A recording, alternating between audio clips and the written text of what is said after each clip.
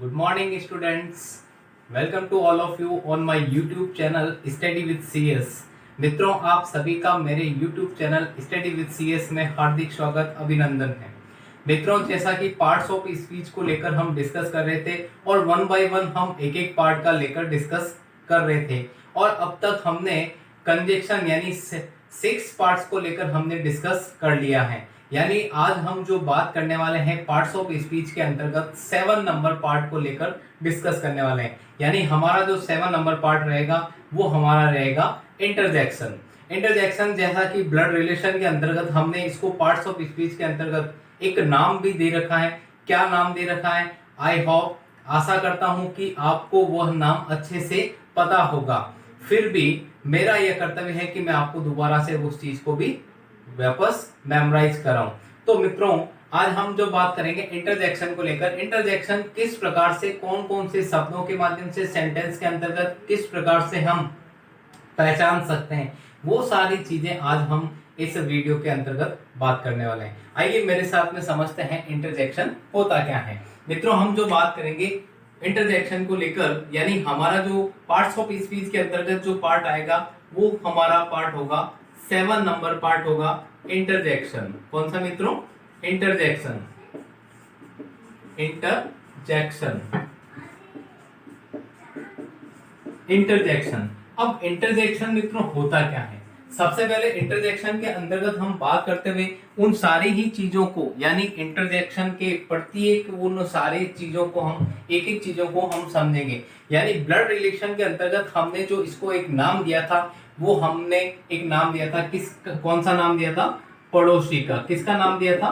पड़ोसी का। मित्रों, यह समझने के हिसाब से है, आपको यह चीज ध्यान रहना चाहिए, इंटरजेक्शन एक पड़ोसी की तरह है। कैसे है? वो सारी चीजें हमने फर्स्ट वीडियो यानी पार्ट्स ऑफ स्पीच के जो हमने ट्रिकली जो बात की थी, ब्लड रिलेशन यानी हमने फैमिली ऑफ ग्रामर की बात की थी, वहां पर हमने अच्छे से इस चीज को समझा है और आपको वहां पर वह चीज अच्छे से समझ में आई होगी, ऐसा मैं मानता हूं। तो यहाँ पर इंटरजेक्शन जो है वो एक पड़ोसी का रोल अदा करता है। किस प्रकार से करता है, कैसे करता है, कौन कौन से ऐसे शब्द होते हैं जो इंटरजेक्शन को व्यक्त करते हैं? सबसे पहले हम इसकी डेफिनेशन के अंतर्गत अगर बात करें तो हम इंटरजेक्शन को क्या कह सकते हैं, यानी इंटरजेक्शन होता क्या है। तो मित्रों, हम सबसे पहले इस चीज को यह लिखते हुए हम करेंगे कि मनोभावों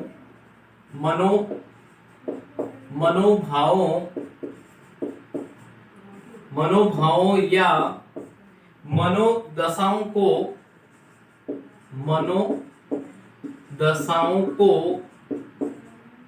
मनोदशाओं को व्यक्त मनोभावों या मनोदशाओं को व्यक्त करने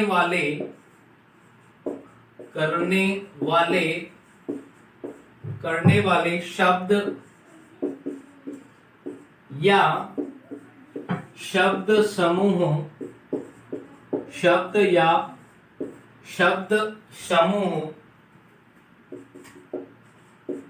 इंटरजेक्शन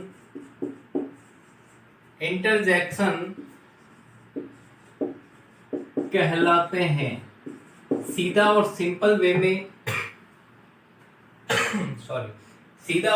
वे में हम कहें इसकी डेफिनेशन के अंतर्गत मित्रों, तो हम ये कह सकते हैं मनोभावों या मनोदशाओं को व्यक्त करने वाले शब्द या फिर शब्द समूह। यहाँ पर हमें इन चीजों का ध्यान रखना, या तो इनके अंदर क्या होगा, पर्टिकुलर एक वर्ड होगा या फिर शब्द का एक समूह होगा, यानी फ्रेज होगा, ग्रुप के अंतर्गत आएगा, तो वो चीज क्या कहलाएगी? इंटरजेक्शन कहलाएगी।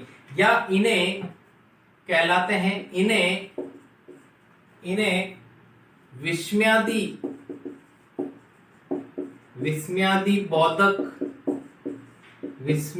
बोधक शब्द भी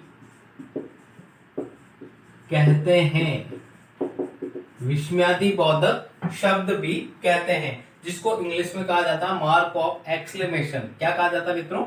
मार्क ऑफ एक्सक्लेमेशन, जिसको हम कहते हैं उल्टा आई। ठीक है ना, आई सीधा लिखते हैं, वैसे उल्टा आई होगा तो वो क्या बन जाएगा? मार्क ऑफ एक्सक्लेमेशन बन जाएगा। अब इसकी एक या डेफिनेशन के अंतर्गत हम बात करें तो इसकी एक और डेफिनेशन ले सकते हैं, जैसे अथवा के अंदर हम लिखें वह शब्द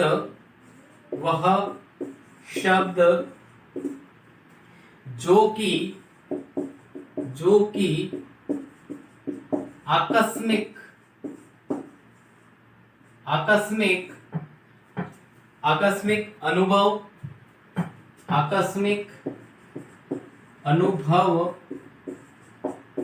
आकस्मिक अनुभव या भावनाओं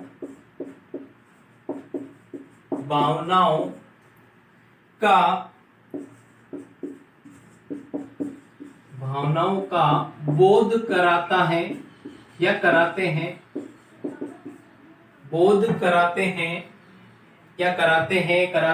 ठीक है ना, कराते हो, वे इंटरजेक्शन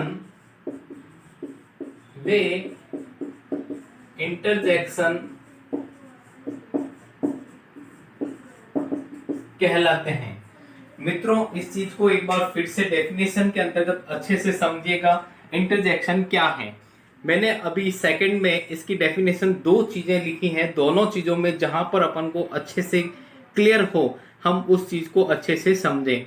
फर्स्ट हमने लिखा था मनोभावों या मनोदशाओं को व्यक्त करने वाले जो शब्द हैं या शब्द समूह हैं वो क्या कहलाएंगे? इंटरजेक्शन कहलाएंगे। इन्हें विस्मयादि बोधक शब्द भी कहलाते हैं या कहा जाता है। दूसरा हमने लिखा था डेफिनेशन के अंतर्गत मित्रों, वो सेकंड डेफिनेशन, यानी यहाँ पर मैंने अथवा के अंदर दूसरी चीज भी लिखी है। तो वहां पर हमने लिखा है वह शब्द जो आकस्मिक अनुभव या भावनाओं का बोध कराते हैं या कराते हो, वे क्या कहलाते हैं? वे इंटरजेक्शन कहलाते हैं। मित्रों, दोनों ही डेफिनेशन के अंतर्गत इन चीजों को हम ध्यान में रख सकते हैं। अब किस प्रकार से इसके सेंटेंस के अंतर्गत यूज होंगे वो सारी की सारी बात अपन करते हैं। तो लेते हैं एक एग्जांपल और एग्जांपल के माध्यम से इसको समझने का प्रयास करते हैं।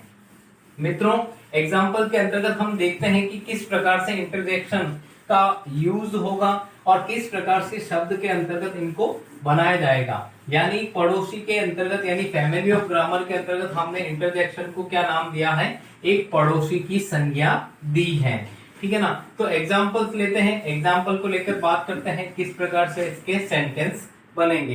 एक एग्जांपल लेते हैं, उसको अच्छे से अपन समझते हैं। फर्स्ट मैंने एग्जांपल लिखा मित्रों, मैंने एग्जांपल के अंतर्गत एग्जांपल्स की बात करते हैं। फर्स्ट एग्जांपल्स जैसे देखिए, हर्ष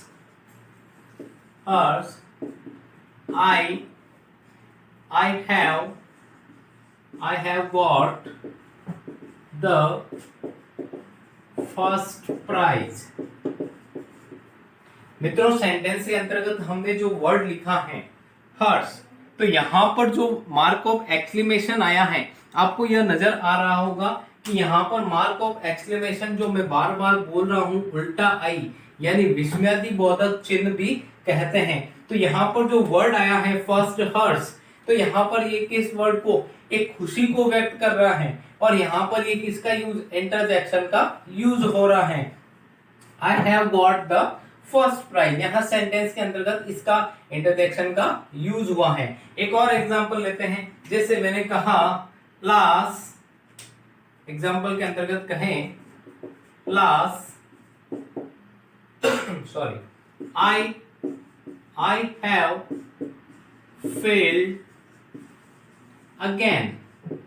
मित्रों, यहां सेंटेंस के अंतर्गत अगर कहा जाए तो यहाँ पर लास्ट जो वर्ड है और इसके अंदर मार्क ऑफ एक्सक्लेमेशन का यूज करके विस्मयादि बोधक यानी इंटरजेक्शन का यूज किया है वर्ड के साथ में, last I have failed again. तो इस सेंटेंस के अंतर्गत हम मित्रों कहें तो यहाँ पर मार्क ऑफ एक्सक्लेमेशन विस्मयादि बोधक चिन्ह को भी और उन भावनाओं को भी क्या करता है, व्यक्त, आकस्मिक भावना है। लास्ट यहाँ पर कौन सी भावना, दुख की, हर्ष खुशी की भावना व्यक्त कर रहा है। तो इन शब्दों को लेकर भी अपन बात करने वाले हैं। आगे बात करेंगे एक एक शब्द को लेकर, कौन सा शब्द कौन सा भाव व्यक्त करता है। मित्रों, सेंटेंस है। अब यहाँ पर मित्रों अगर हमें कुछ चीजें विशेष रूप से हमें ध्यान रखनी है, कौन कौन सी चीजें हैं उनको भी अपन पॉइंट आउट करेंगे। बिल्कुल नोट के माध्यम से नोट डालकर आप लिखेंगे और विशेष रूप से स्टार बनाकर इन दो चीजों को तो आपको नोट करना ही करना है, समझना है।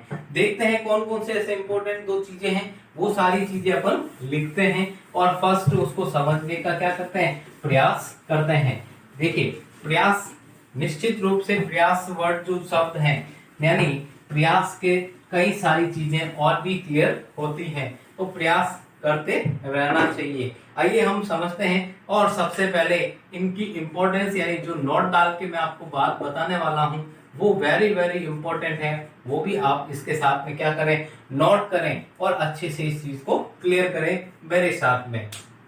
फर्स्ट में इसके अंतर्गत मित्रों बात की जाए तो फर्स्ट में लिखूंगा, यानी क्या चीज है इसमें, ये चीज ध्यान रखनी है। इंटरजेक्शंस, इंटरजेक्शंस,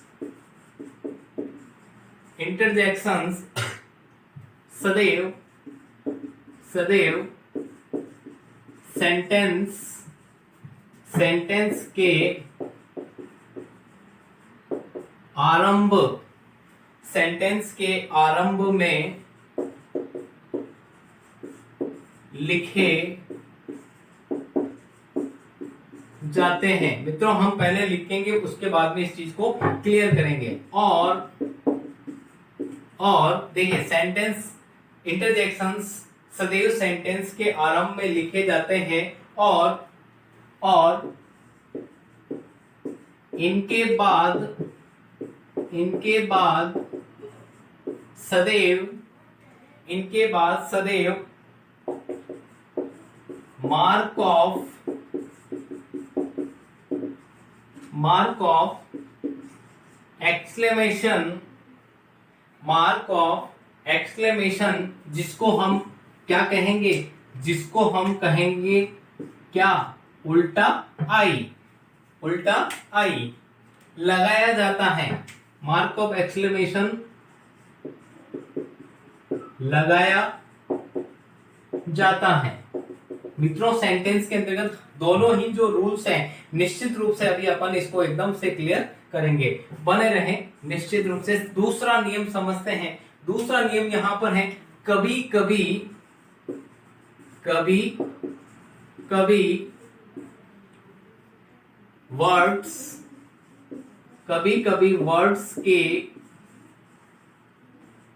कभी कभी वर्ड्स के ग्रुप, ग्रुप या फ्रेजेस, ग्रुप या फ्रेजेस, ग्रुप या फ्रेजेस भी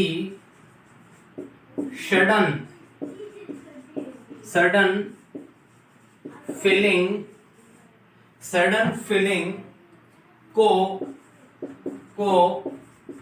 एक्सप्रेस, एक्सप्रेस करते हैं, करते हैं।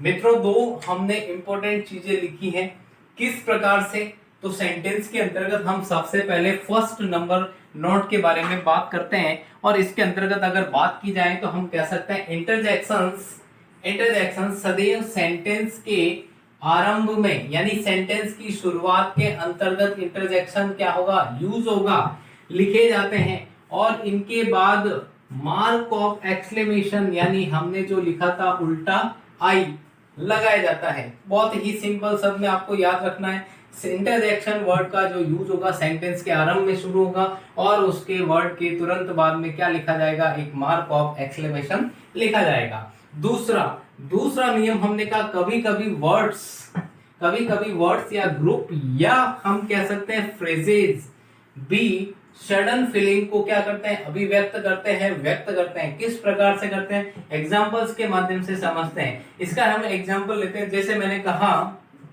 वेल डन, वेल डन, और मार्क ऑफ एक्सक्लेमेशन दे दिया। तो वेल डन जो वर्ड है सडन फीलिंग को, अचानक से फीलिंग, यानी उन सारी चीजों को व्यक्त करता है। दूसरा मैंने कहा डियर मी, दूसरा मैंने कहा डियर मी।